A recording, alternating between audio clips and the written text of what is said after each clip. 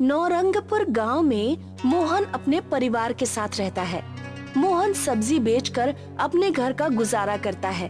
उसकी पत्नी रत्ना भी उसका हाथ बटाती है और घर के बाहर छोटी सी खाली जगह में टमाटर की खेती करती है। मोनी और करण भी इस काम में अपनी माँ रत्ना की मदद करते हैं। लीजिए पिताजी, हम टमाटर तोड़ लाए हैं। आज इतने ही टमाटर निकले हैं क्या? हाँ पिताजी, बाकी टमाटर बहुत कच्चे थे, इसलिए हमने वो नहीं तोड़े। ये अच्छा किया। इस बार हमारा काम सही चल रहा है, इसलिए हमें मोनी की शादी कर देनी चाहिए। हाँ, मैं भी यही सोच रहा था। मैंने बड़े भैया से बात की है, हम जल्दी ही मोनी की शादी कर देंगे। हाँ, ये सही है। मोहन ने भी सब्जी के ठेले को सजाया और सब्जी बेचने चला गया। शाम को मोहन बहुत खुशी खुशी घर आया। तभी रत्ना ने पूछा, क्या हुआ? आज बहुत खुश नजर आ रहे हैं। अरे हाँ, बहुत खुशी की बात है। बताइए ना, क्या हुआ? 10 रुपए किलो बिकने वाला टमाटर आज 100 रुपए किलो बिका है। क्या? सच में? हाँ, आज मैंने सारे टमाटर 10 गुना दामों में बेचे हैं। अब हम जल्दी ही अमीर हो जाएंगे। ये बहुत खुशी की बात है। हाँ, अब हमारा सारा काम सही चलेगा और हम मोनी की शादी भी अच्छे से कर देंगे। वो और उसका सारा परिवार खुश था, लेकिन ये खुशी 2-3 दिन की ही थी। एक शाम गांव का जमींदार धनराज आया। अरे मोहन, मोहन, अरे कहाँ हो? बाहर आओ तनिक। जी आया। सरपंच साहब, सुना है आजकल बहुत अमीर हो गए हो। क्या सरपंच साहब, आप भी कैसी बातें कर रहे हैं? टमाटर से कोई कैसे अमीर हो सकता है? क्यों भाई, तुम्हारे पास इतने सारे टमाटर हैं, फिर भी तुम खुद को अमीर नहीं मान रहे हो? ये महंगाई तो कुछ ही दिन की है और ये टमाटर के पेड़ भी ज्यादा नहीं है। अच्छा ठीक है, हमारी बात मानो और आधे टमाटर हमें दे दो। आप इतने बड़े आदमी हैं, फिर गरीब के पेट पर लात क्यों मार रहे हैं? ज्यादा मत बोलो, वरना हमसे बुरा कोई नहीं होगा। आप हमें मामूली से टमाटर के लिए धमकी दे रहे हैं। ये कोई मामूली टमाटर नहीं है, इसका खामियाजा तुम्हें भुगतना पड़ेगा। इतना कहकर सरपंच धनराज वहाँ से चला गया। 2-3 दिन ऐसे ही बीत गए। जाओ बच्चों, खेत से टमाटर तोड़ लाओ, मैं भी सब्जी का ठेला तैयार करता हूँ। लेकिन जब उन्होंने जाकर देखा तो दोनों के होश उड़ गए, क्योंकि खेत में टमाटर ही नहीं थे और सभी पेड़ गायब थे। दोनों घर आए और अपने पापा से कहा, पापा, पापा, जल्दी आइए। क्या हुआ? तुम दोनों इतने घबरा क्यों रहे हो? पापा, खेत में एक भी टमाटर नहीं है। क्या? ये कैसे हो सकता है? वहाँ जाकर देखा तो पूरा खेत उजड़ा हुआ था। ये सब उस सरपंच का किया हुआ है। उसी ने चिढ़कर हमारे छोटे से खेत को उजाड़ दिया। हम इससे अपने परिवार का पेट पाल रहे थे, लेकिन उसको यह बिल्कुल भी बर्दाश्त नहीं हुआ। अगर मैंने उस दिन सरपंच की बात मान ली होती तो आज मुझे ये दिन नहीं देखना पड़ता। हाँ, अगर आधे पौधे के टमाटर उसे दे देते तो आज हमें पूरे खेत से हाथ नहीं धोना पड़ता। अब क्या करें, हम तो बर्बाद हो गए। मोनी की शादी के दिन भी करीब आने वाले हैं। हम इसकी शादी कहाँ से और कैसे करेंगे? अब रोने से कोई फायदा नहीं है, जो होना था वो हो गया। हाँ पापा, इसलिए अब हमें आगे का सोचना चाहिए। पापा, आप ही तो कहते हैं ना कि कोई हमारे हाथ का छीन सकता है, लेकिन हमारी किस्मत का नहीं छीन सकता। पूरा परिवार घर आ गया। सरपंच अपने घर बहुत खुश खुश घूम रहा था। तभी उसकी पत्नी ने आकर पूछा, क्या हुआ जी? आज सुबह सुबह पक्षियों की जगह तुम चहक रहे हो? आज बात ही कुछ ऐसी है। तुम पहेलियां मत बुझाओ, चुपचाप बताओ कि ऐसी क्या बात है। एक बार स्टोर रूम में जाकर देखो। सरपंच की पत्नी स्टोर रूम में गई। वो भी उसके पीछे पीछे गया। पूरा स्टोर रूम लाल लाल टमाटर से भरा हुआ था। उसकी पत्नी ये देखकर चौंक गई। हाँ, हमारे पास इतने सारे टमाटर कहाँ से आए? हम तो बहुत अमीर हो गए। ये सब मेरे दिमाग का खेल है। फिर भी बताइए ना कि आप इतने सारे टमाटर कहाँ से लाए? अभी ये बताने की कोई जरूरत नहीं है। तुम्हें जितने टमाटर चाहिए तुम इनमें से रख लो, मैं बाकी टमाटर को मंडी में बिकवा देता हूँ। ठीक है, 4 पैसे घर में आ जाएंगे। जबकि मोहन का परिवार दुखी था। उसकी पत्नी उसे समझा रही थी, जो हो गया उसे भूल जाइए ना, काहे इतनी चिंता करते हैं? नहीं भूल पा रहा हूँ, मैं अपनी बेटी के विवाह को नहीं भूल पा रहा हूँ। पापा, हम बाजार से टमाटर के पौधे खरीदकर दोबारा खेती कर सकते हैं। तब तक आप सब्जी बेचते रहिएगा, हम दोबारा से टमाटर उगा लेंगे। हाँ, यह तरीका सही है, हमें फिर से खेती करनी होगी। मुझे लगता है कि हमें इसमें देरी नहीं करनी चाहिए। सभी ने मिलकर पौधे लगा दिए। मोहन की वापस वही दिनचर्या चलने लगी। वो सब्जी बेचने लगा और टमाटर के लगने का इंतजार करने लगा। अब पौधों पर टमाटर लग आए हैं। हाँ, लेकिन अब कुछ दिन तक सब्जी बेचना बंद करना पड़ेगा, क्योंकि मोनी की शादी है तो सारा काम देखना है। हाँ, मैं एक दिन में सारे टमाटर बेच आऊंगा, फिर धूमधाम से शादी करेंगे और कुछ टमाटर घर के लिए भी बचा लेंगे। लेकिन किस्मत में क्या लिखा है कौन जानता था। रात को बहुत तेज आंधी और तूफान आया, जिसमें टमाटर की खेती को काफी नुकसान पहुंच गया, जिसने सारी फसल को खराब कर दिया और पके हुए टमाटर भी खराब हो गए। जब सुबह को रत्ना ने उठकर देखा और मोहन को आवाज लगाई, अजी सुनते हैं, जल्दी आइए। अब क्या हुआ? सुबह सुबह क्यों चिल्ला रहे हो? देखिए, हमारी सारी फसल खराब हो गई, हम बर्बाद हो गए। हे ईश्वर, ये अनर्थ क्यों कर दिया? बार बार गरीबों को क्यों परेशान कर रहे हो? अब क्या होगा? क्या करेंगे हम? पापा, अब हम क्या करेंगे? जो भगवान की इच्छा होगी वही होगा। सभी लोग बहुत उदास हो गए और अपने घर में गए।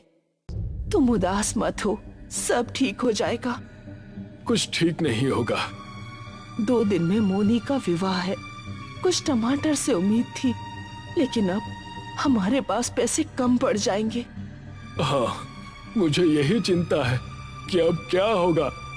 तभी दरवाजे पर सरपंच की पत्नी मेनका आई और उसने कहा, मोनी मेरी भी बेटी है, इसलिए अब चिंता करने की जरूरत नहीं है, क्योंकि मैं आ गई हूँ।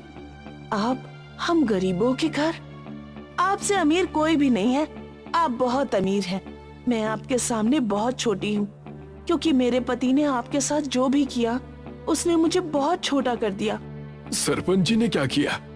उन्होंने तुम्हारे खेत में टमाटर की चोरी की। हमारा शक सही था। हाँ, मैं ये नहीं जानती थी, मुझे आज ही पता चला। वैसे लालच का अंत बुरा ही होता है, इसलिए मुझे खुद आना पड़ गया।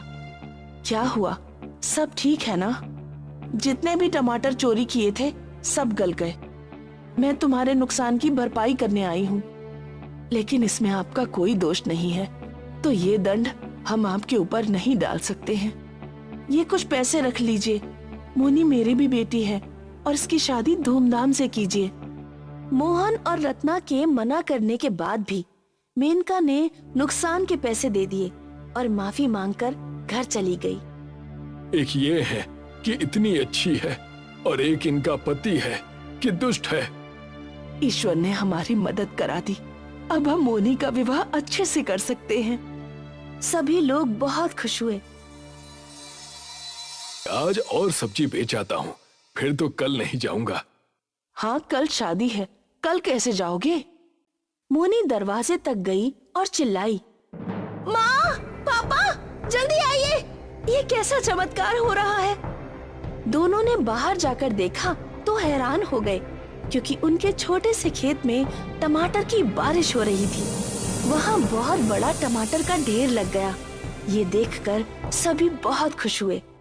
किसी ने सही कहा है कि ईश्वर जब देता है तो छप्पर फाड़ कर देता है। हाँ, ईश्वर ने हमारी ईमानदारी और जरूरत को ध्यान में रखते हुए टमाटर की बारिश करा दी। तभी उन्होंने पीछे मुड़कर देखा तो घर में भी टमाटर की बारिश हो रही थी। मोहन ने टमाटर के ढेर बाजार में बेच दिए।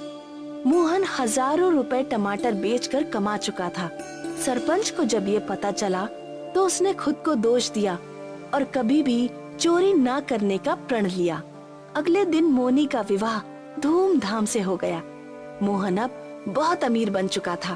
अब सभी लोग खुशी खुशी रहने लगे। जीवन एक गरीब दूध वाला था। वो गांव में घूम घूम कर दूध बेचा करता था। दूध ले लो, दूध, गाय का दूध, ताजा ताजा दूध। भैया 1 लीटर दूध दे दो। गांव के कई लोग जीवन से दूध खरीदते थे और दूध बेचकर कमाए हुए पैसों से जीवन के परिवार का गुजारा हो रहा था। पर जीवन की पत्नी राधा हमेशा उसे नई गाय खरीदने की सलाह दिया करती थी। हमारी गाय बूढ़ी हो चुकी है, अब ये ज्यादा दूध भी नहीं देती। आपको इसे बेचकर नई गाय खरीद लेनी चाहिए, जिससे आपकी आमदनी अच्छी हो। तुम्हें कितनी बार कहा है कि इस गाय को बेचने की बात मत किया करो। ये गाय मुझे मेरी माँ ने दी थी और कहा था कि इसका अच्छे से ख्याल रखना। ये बस गाय नहीं है, मेरा परिवार है राधा।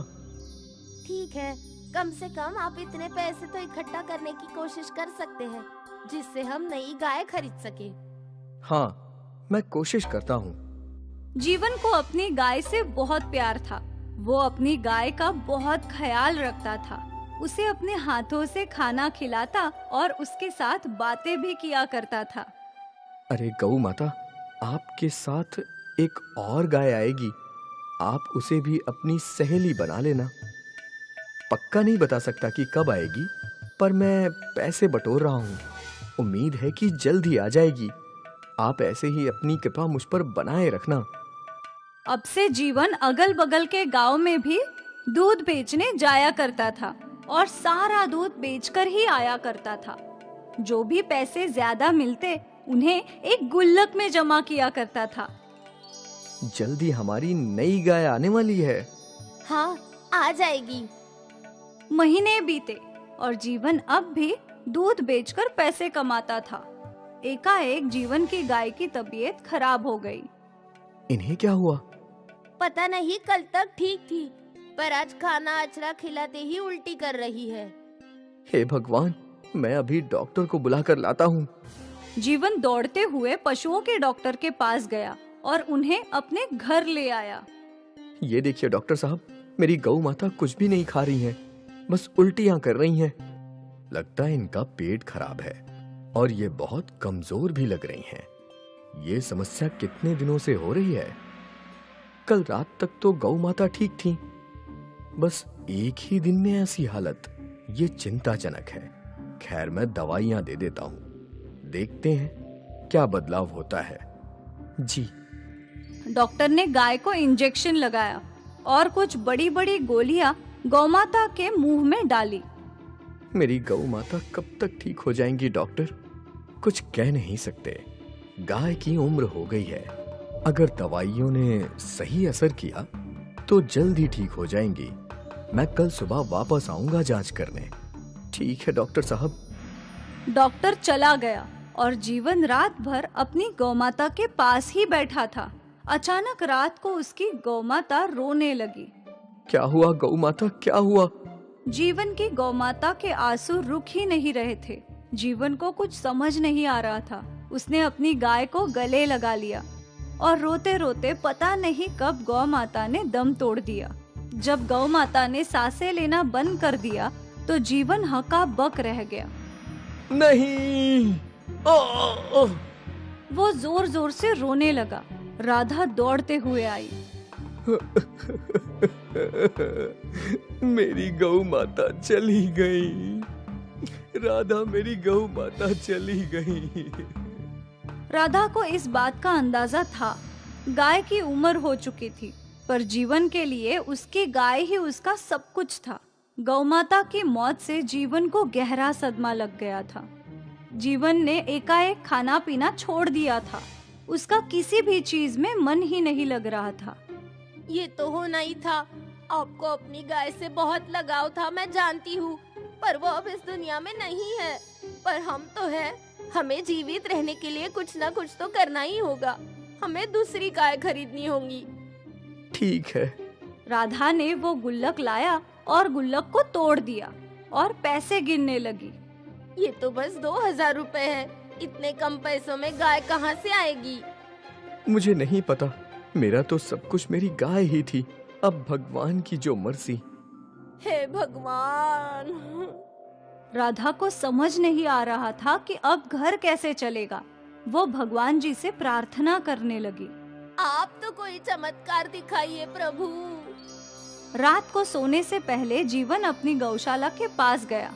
वो अपनी गौ माता को याद कर रहा था। यहाँ मेरी गौ माता सोया करती थी और वहां मैं उनके पीने के लिए पानी भर के रखता था। अब वो नहीं है तो ये पानी की टाकी भी खाली है। भगवान जी, आपने मेरी गौ माता को क्यों छीन लिया? जीवन फिर से उदास हो गया और घर के भीतर चला गया। जीवन और राधा सो गए और जीवन के सपने में उसकी गौ माता आई। जीवन, तुमने मेरा बहुत अच्छे से ख्याल रखा है। अब मैं नहीं हूँ, पर फिर भी जिंदगी भर तुम्हें दूध की कमी नहीं होगी। जीवन का सपना खत्म कि अचानक बरसात शुरू हो गई। बरसात की आवाज से राधा की आँख खुल गई। इस मौसम में बरसात? राधा ने खिड़की से झांका तो बाहर बरसात हो रही थी, पर ये बरसात कुछ अलग थी। पानी का रंग सफेद था। ये ऐसी कैसी बरसात? राधा ने जीवन को उठाया। देखिए ना, सफेद रंग की बरसात हो रही है। क्या? जीवन ने भी खिड़की से झांका तो वो दंग रह गया। ये सफेद रंग की नहीं, बल्कि दूध की बारिश है।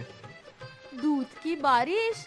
गौ माता मेरे सपने में आई थी और उन्होंने कहा कि मुझे जिंदगी भर दूध की कमी नहीं पड़ेगी। हे भगवान। कुछ देर में बरसात रुक गई और फिर राधा और जीवन घर के बाहर आए तो उन्होंने देखा कि बाहर रखे सारे बर्तन और पानी की टांकी दूध से भरी हुई थी। इतना सारा दूध? गौ माता ने हमारी जिंदगी संवार दी। धन्यवाद गौ माता। जीवन ये दूध इकट्ठा करके गांव में बेचने लगा।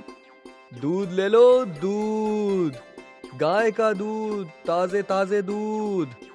गांव वालों ने हमेशा की तरह जीवन से दूध खरीदा, पर जब किसी मरीज ने वो दूध पिया तो उसकी बीमारी ठीक हो गई। देखो बहू, मेरे घुटने का दर्द ठीक हो गया। मेरा फ्रैक्चर भी ठीक हो गया माँ। गांव वाले हैरान थे। जीवन का दूध गांव वालों के लिए अमृत बन गया था। अगली रात फिर से दूध की बारिश हुई। सारे बर्तन और टंकी दूध से भर गई और सुबह होते ही लोगों ने दूध के लिए लंबी कतार लगा ली। बेटा, सुना है तेरे दूध से बीमारी ठीक होती है। मुझे भी थोड़ा दूध दे दे। ये लीजिए अम्मा। दूर दूर से लोग जीवन का दूध खरीदने के लिए आने लगे। एक और जीवन की आमदनी बढ़ गई और दूसरी ओर इस अमृत दूध से लोगों का भला होने लगा।